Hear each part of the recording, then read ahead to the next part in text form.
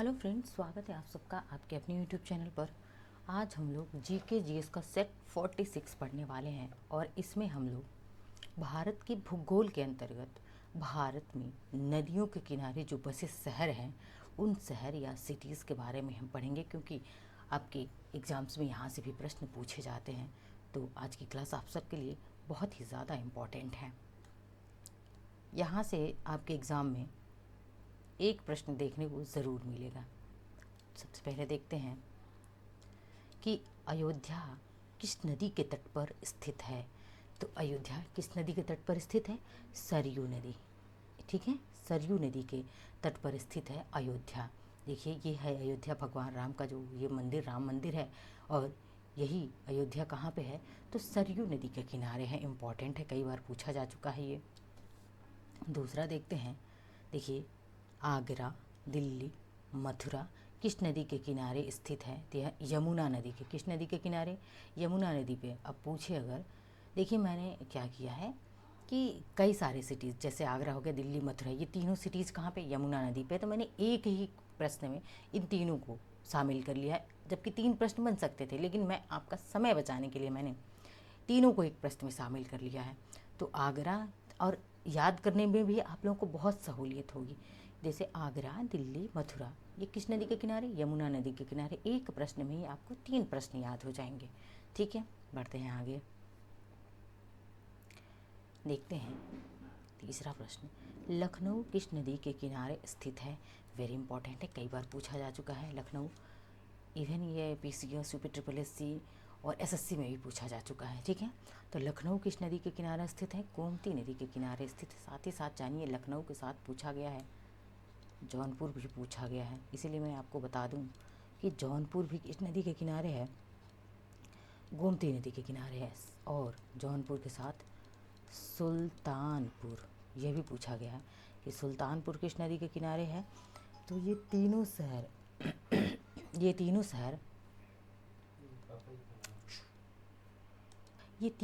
जो हैं, लखनऊ, जौनपुर, सुल्तानपुर, ये किस नदी के किनारे हैं? तो ये गोमती नदी के किनारे हैं। तीनों शहर इम्पोर्टेंट है ये तीनों, क्योंकि लखनऊ और सुल्तानपुर और जौनपुर, ये तीनों प्रश्न वनडे से लगा कर के पीसीएस तक पूछे गए हैं। ठीक है, आगे देखते हैं। चौथा नंबर का प्रश्न क्या है?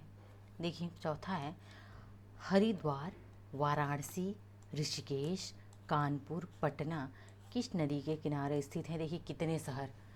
हरिद्वार 1, वाराणसी 2, ऋषिकेश 3, कानपुर 4 और पटना 5। यानी कि एक प्रश्न में आपको पांचों शहर दे दिए गए हैं कि हरिद्वार है, वाराणसी, हरिद्वार कहाँ पे? उत्तराखंड में। वाराणसी कहाँ पे? यूपी में। ऋषिकेश कहाँ? उत्तराखंड में। कानपुर यूपी में। और पटना कहाँ पे है? तो यह पटना जो है बिहार में है। अब देखिए, यानी कि ये जो सिटीज़ हैं, हरिद्वार, वाराणसी, ऋषिकेश, कानपुर और पटना, किस नदी के किनारे हैं? तो गंगा नदी के किनारे स्थित है। गंगा नदी के किनारे स्थित। गंगा नदी कहाँ से निकलती है? तो उत्तराखंड के, कहाँ से? गंगोत्री हिमनद से। गंगोत्री, मैंने गंगा नदी को पढ़ा दिया है, जिन्होंने अब तक नहीं देखा है उस क्लास को देख लीजिए। गंगोत्री हिमनद से। कहाँ से? गंगोत्री हिमनद से निकलती है। अच्छा, गंगा की सहायक नदी, देखिए मैं बार बार आपको रिवीजन करवाते रहूँगी। क्यों? क्योंकि रिवीजन करवाएंगे तभी आप लोगों को याद होगा। गंगा की सहायक नदियों में क्या क्या हैं? तो RGGKM, रामगंगा, गोमती, घाघरा, गंडक, कोसी और महानंदा। और उसके बाद से और कौन कौन सी है? चंबल है, बेतवा है, सोन है। ठीक है, ये सभी गंगा की सहायक नदियां हैं। आगे बढ़ते हैं। गंगा की लंबाई पूछी जाती है तो 2525 किलोमीटर। कितना? 2525 किलोमीटर गंगा की लंबाई है। आगे पांचवा प्रश्न देखते हैं। अहमदाबाद किस नदी के किनारे स्थित है? तो अहमदाबाद कहाँ पे है? यह गुजरात में है। कहाँ पे है? गुजरात में। और गुजरात की सबसे लंबी तटरेखा, अगर बात करें कि सबसे लंबी तटरेखा वाला राज्य कौन सा? गुजरात। और गुजरात के बाद से कौन सा? आंध्र प्रदेश है। ये भी एडिशनल फैक्ट है, याद कर लीजिए। और ये गुजरात का अहमदाबाद किस नदी के किनारे है? साबरमती नदी के किनारे है। कहाँ पे है? साबरमती नदी के किनारे है। अब देखिए छठा प्रश्न। जबलपुर किस नदी के किनारे है स्थित है? तो सबसे पहले आप जानिए जबलपुर है कहाँ? मध्य प्रदेश में है जबलपुर। और ये मध्य प्रदेश का जबलपुर किस नदी के किनारे है? नर्मदा नदी। आपको सोचना ही नहीं है, अगर मध्य प्रदेश आ गया और आपसे पूछा तो आप गेस भी कर सकते हैं। नर्मदा नदी, नर्मदा नदी की लंबाई 1312 किलोमीटर, 1312 किलोमीटर। और ये कैसी नदी है नर्मदा नदी? वेस्ट फ्लोइंग, मैंने डब्ल्यू लिखा है, वेस्ट फ्लोइंग नदी है। और ये क्या बनाती है? डेल्टा नहीं बल्कि एस्चुअरी बनाती है नर्मदा नदी।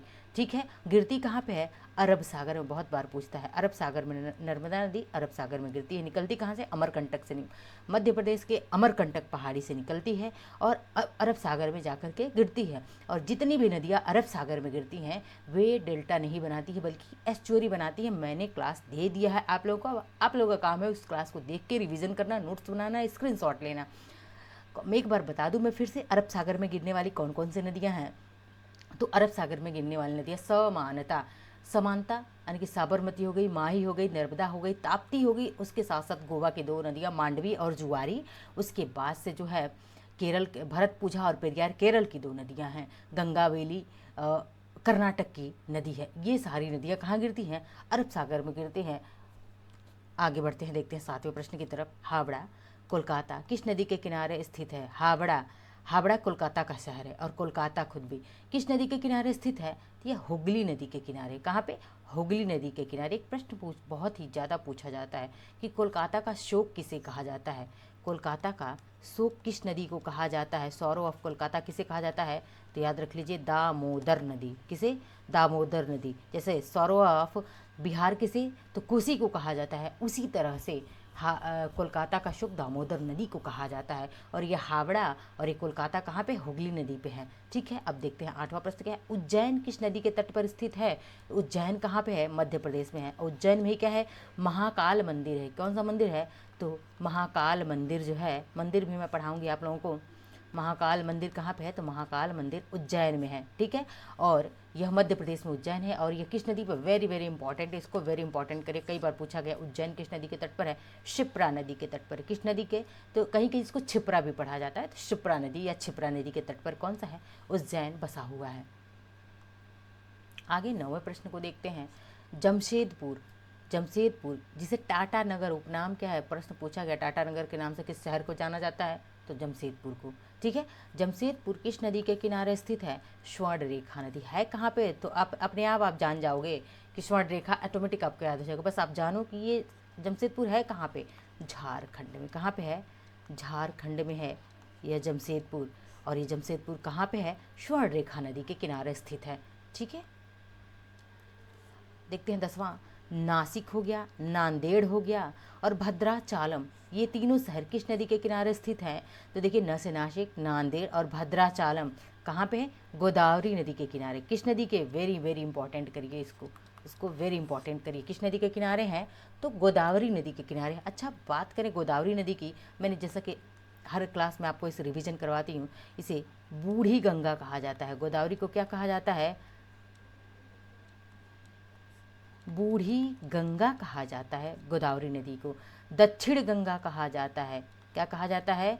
दक्षिण गंगा कहा जाता है। ठीक है, दक्षिण गंगा, दक्षिण की नहीं, की कावेरी हो जाएगी, इसीलिए दक्षिण गंगा और बूढ़ी गंगा किसे? गोदावरी नदी को कहा जाता है। ठीक है, अब आगे देखते हैं अगला प्रश्न। अजमेर किस नदी के किनारे स्थित है? तो अजमेर है कहाँ पे? राजस्थान में। मैं RAJ लिख दे रही हूँ, राजस्थान में अजमेर है। और ये किस नदी के किनारे है? लूनी नदी इंपॉर्टेंट है। क्यों इंपॉर्टेंट है? क्योंकि लूनी नदी एक ऐसी नदी है जो राजस्थान के अरावली पर्वत से निकल के गुजरात के कच्छ के रण में समा जाती है। ठीक है, यानी कि मैदानों से निकल कर मैदान में ही समा जाती है ये लूनी नदी। ठीक है, अरब सागर या किसी सागर में जाकर के नहीं गिरती है, कच्छ के रण में समा जाती है। याद रखिएगा, इंपॉर्टेंट है ये लूनी नदी। 12वां प्रश्न है, विजयवाड़ा किस नदी के किनारे स्थित है? तो विजयवाड़ा किस नदी के किनारे स्थित है? कृष्णा नदी के किनारे। भाई कृष्ण है तो विजय तो होनी ही है, ट्रिक है, याद करिए कि अगर कृष्ण है तो विजय होगी। कृष्ण की क्या हुई है? विजय हुई है हमेशा। तो विजयवाड़ा किस नदी? वेरी इंपॉर्टेंट करिए भाई, इसको वेरी वेरी इंपॉर्टेंट करिए। ये PCS का फेवरेट क्वेश्चन है, पूछा गया कई बार। वनडे एग्जाम में तो बिल्कुल भी पूछा गया है, लेकिन PCS का फेवरेट क्वेश्चन है विजयवाड़ा किस नदी के किनारे। PCS PT में किस में पूछा गया था? PCS PT में पूछा गया प्रश्न है कि विजयवाड़ा किस नदी के किनारे स्थित है? कृष्णा नदी के किनारे स्थित है। कृष्णा नदी निकलती कहाँ से है? तो महाराष्ट्र के महाबलेश्वर पहाड़ियों से। मैंने शायद पहाड़ियों की क्लास अभी नहीं पढ़ाई, आपको पहाड़ियों की क्लास बहुत जल्द मिलूंगी और वो क्लास में विद मैप आप लोगों को पढ़ाऊंगी। सारी पहाड़ियाँ एकदम क्रम से याद हो जाएंगी। तो ये कृष्णा नदी महाराष्ट्र के महाबलेश्वर, क्योंकि कृष्ण महान थे इसलिए उनकी हमेशा विजय होती थी। देखिए अब इसमें कितने फैक्ट याद होंगे। कृष्ण महान थे तो भाई क्या वो कहाँ से, तो कृष्णा नदी कहाँ से, नहीं महाबलेश्वर महान थे तो महाबलेश्वर पहाड़ी से निकल रही है। और भाई विजय तो होनी है ना, कृष्ण महान है तो विजयवाड़ा नदी, विजयवाड़ा शहर किस नदी पे, कृष्णा नदी पे। दो दो फैक्ट आपको याद हो गए। 13वां प्रश्न है, लुधियाना हो गया, फिरोजपुर हो गया, यह किस नदी के किनारे स्थित है, तो लुधियाना और फिरोजपुर सतलुज नदी के किनारे, किस नदी के, सतलुज नदी के किनारे स्थित है। आगे देखते हैं 14वां प्रश्न, श्रीनगर किस नदी के किनारे स्थित है, यह श्रीनगर कहाँ पे है, जम्मू कश्मीर में है श्रीनगर, और किस नदी के किनारे स्थित है, झेलम नदी के किनारे है। ठीक है, झेलम नदी के किनारे है। आगे 15वां देखते हैं, गुवाहाटी डिब्रूगढ़ किस नदी के किनारे स्थित है, तो देखिए गुवाहाटी कहाँ पे है, असम में, डिब्रूगढ़ भी कहाँ पे है, असम में। ठीक है, और यह गुवाहाटी असम का गुवाहाटी और ये डिब्रूगढ़ किस नदी के किनारे हैं, ब्रह्मपुत्र नदी के किनारे। वेरी वेरी इंपॉर्टेंट करिए भाई ब्रह्मपुत्र। अब बात करें, अगर मैंने ब्रह्मपुत्र नदी को भी पढ़ा दिया है कि ब्रह्मपुत्र नदी निकलती कहाँ से है, तो यह मानसरोवर के चिमायुंडुंग ग्लेशियर से निकलती है। और ब्रह्मपुत्र नदी को चीन में किस नाम से, तो किस नाम से जानते हैं, Yarlung Yarlung Zangbo Jiang, Yarlung Zangbo Jiang के नाम से जाना जाता है। प्रश्न बनता है कि ब्रह्मपुत्र नदी को ब्रह्मपुत्र कहाँ पे कहा जाता है, असम में ब्रह्मपुत्र नदी को ब्रह्मपुत्र नाम पड़ा है। बाकी इंटर कहाँ से करती है, तो इंटर करती है अरुणाचल प्रदेश से, और वहाँ पे इसको दिबांग के नाम से जाना जाता है।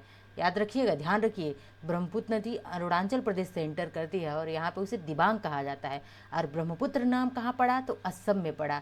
और इसी ब्रह्मपुत्र नदी को बांग्लादेश में किस नाम से बुलाते हैं, तो जमुना, किस नाम से, जमुना नाम से पुकारा जाता है। ठीक है, और ब्रह्मपुत्र तथा गंगा की संयुक्त धारा क्या कहलाती है, मेघना कहलाती है। बहुत सारे फैक्ट आपको मैंने बता दिए यहाँ पे। 16वां देखिए, हैदराबाद किस नदी के किनारे स्थित है, तो हैदराबाद मूसी नदी के किनारे स्थित है। और वेरी वेरी इंपॉर्टेंट करिए, ये वेरी इंपॉर्टेंट है कि हैदराबाद किस नदी के किनारे स्थित है, मूसी नदी के किनारे स्थित है क्या, हैदराबाद। आगे देखते हैं 17वां, सूरत किस नदी के किनारे स्थित है, सूरत है कहाँ पे भाई, तो सूरत जो है गुजरात में है। कहाँ पे है, गुजरात में है। और किस नदी के किनारे स्थित है, ताप्ती नदी। कैसी नदी है, ताप्ती, वेस्ट फ्लोइंग है, पश्चिम की तरफ बहती है। ठीक है, कौन कौन सी, तो साबरमती, समानता याद रखिए, साबरमती, नर्मदा, ताप्ती और माही, ये कैसी नदियां हैं, तो वेस्ट फ्लोइंग नदियां हैं। और ये क्या बनाती हैं, एस्चुअरी बनाती हैं। और ताप्ती, इसी ताप्ती के किनारे ये सूरत किसके लिए जाना है, हीरा का व्यापार सबसे ज़्यादा होता है, इसके लिए सूरत जाना जाता है। 18वां है कटक, जो कि कहाँ पे है, ओडिशा में है। कहाँ पे है कटक, ओडिशा में। संबलपुर ओडिशा में है। और ये कटक और ओडिशा, भाई देखिए भारत का, कटक से याद आया एक और फैक्ट है कि भारत का जो राइस रिसर्च सेंटर कहाँ पे है, राइस रिसर्च सेंटर भारत का कहाँ पे है, तो भारत का राइस रिसर्च सेंटर जो है इसी कटक में है, उड़ीसा के कटक में है। मैं सारे रिसर्च सेंटर सबकी क्लासेस क्रम से ले आती जाऊँगी। ठीक है, और एक चीज़ चैलेंज है कि जो बच्चा मेरे क्लास को जीके जिसकी मेरी सीरीज से जुड़ा है, वहाँ उसको उसकी एग्ज़ाम में मेरी क्लास से प्रश्न आना एकदम डिट्टो है कि आएगा प्रश्न। इसलिए आप क्लास को सीरियसली देखा करिए और अच्छे से याद किया करिए। तो कटक में क्या है, राइस रिसर्च सेंटर है। अब ये उड़ीसा में है। अब इसी कटक और संबलपुर पूछ रहा है कहाँ, किस नदी के किनारे स्थित है, महानदी के, किस नदी के किनारे स्थित है, तो महानदी के किनारे स्थित है, महानदी के किनारे स्थित है कटक और संबलपुर। ठीक है, 19वां प्रश्न देखते हैं, तिरुचिरापल्ली किस नदी के तट पर स्थित है, तो तिरुचिरापल्ली है कहाँ पे, यह तमिलनाडु में। कहाँ पे है तिरुचिरापल्ली, तमिलनाडु में है। ठीक है, यही देखिए तिरुचिरापल्ली, वहाँ पे टेम्पल है, उसका ये चित्र है कि तिरुचिरापल्ली तमिलनाडु में। और ये किस नदी पे है, कावेरी नदी। अब इम्पॉर्टेंट फैक्ट क्या आया कावेरी नदी से,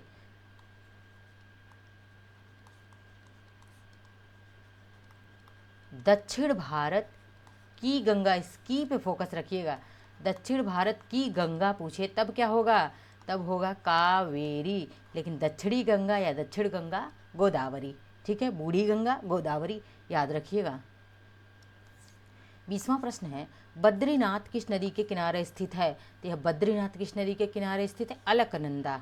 अलकनंदा नदी के किनारे बद्रीनाथ है। और देखिए है कहाँ पे यह बद्रीनाथ? उत्तराखंड में। कहाँ पे है? उत्तराखंड में है बद्रीनाथ। ठीक है, ये देखिए बद्रीनाथ धाम टेम्पल है भगवान विष्णु का। 21वां प्रश्न है, कोटा धौलपुर किस नदी के किनारे स्थित है? भाई कोटा और धौलपुर है कहाँ पे? राजस्थान में। कहाँ पे? राजस्थान। मेडिकल हब कहा जाता है कोटा को। कोटा धौलपुर किस नदी के किनारे है? चंबल नदी के किनारे है। ठीक है, चंबल, सोन, बेतवा, केन ये गंगा की सहायक नदियां हैं। यमुना, चंबल, सोन, बेतवा, केन ये सब क्या हैं? तो ये गंगा की सहायक नदियां हैं। तो यह थी आज की हमारी क्लास, और इस क्लास क्या थी आप सबके लिए इम्पॉर्टेंट है, आप सब जानते हैं। सिलेबस देखिए, आप सबको पता चलेगा कि यहाँ से भी प्रश्न आपके एग्जाम्स में लगातार पूछे गए हैं। तो क्लास को लाइक करते रहिए, शेयर करते रहिए और अपना ढेर सारा प्यार देते रहिए। ठीक है, मिलते हैं नेक्स्ट लेक्चर में। बहुत बहुत धन्यवाद।